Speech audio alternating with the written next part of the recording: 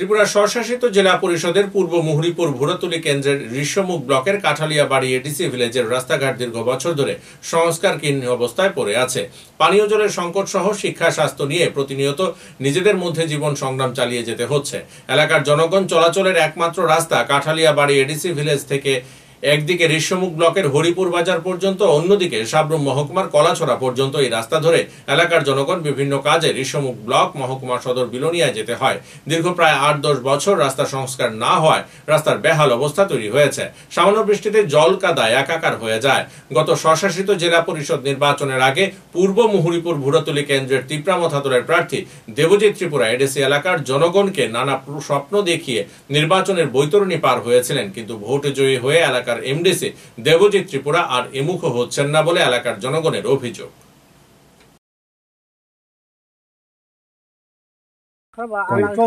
10 বছর এই রাস্তাটা ঠিক হইতেছে না। আমরা গাড়ি ঘোড়া যাইতে অসুবিধা, বুঝলেন নি?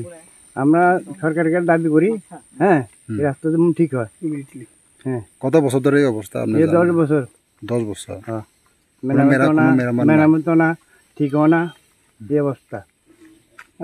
আপনি তো এই রাস্তা দিয়া প্রতিদিন চলাফেরা করেন, কতটুকু ক্ষতি হইতেছে গাড়ি? আমরা খারিজ ক্ষতি হইতেছে, চাকা ক্ষতি হইতেছে, আপনার মোটর ক্ষতি হইতেছে, সবকিছু ক্ষতি হচ্ছে গাড়ি। এই রাস্তাটা কইখান থেকে কই হয়েছে? এটার থেকে আপনার বুড়াতুল থেকে ঋষ্যমুখ হরিপুর। এটি কি পঞ্চায়ের থ্রুতে না পিডব্লিউডি?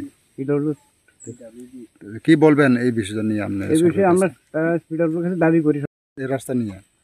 এটা তো আমাদের Belonia sub division Rishyamukh block এরিয়ার মধ্যে হচ্ছে।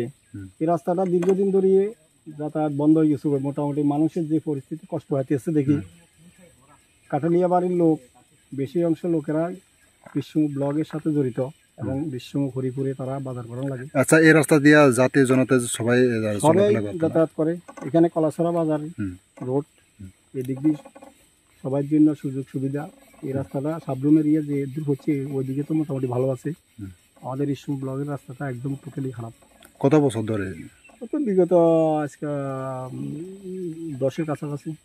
আচ্ছা, এই রাস্তা তো অনেক বেহাল অবস্থা। এই রাস্তা দিয়ে গাড়ি ঘোড়া চলাফেরা কতটুকু ক্ষয়ক্ষতি হয়েছে? গাড়ি অনেক ক্ষয়ক্ষতি হইতে আছে, গাড়ি ঘোড়ার জন্য বাইরে যাতায়াতে সবে তো ক্ষয়ক্ষতি হইতে আছে। কি বলবেন?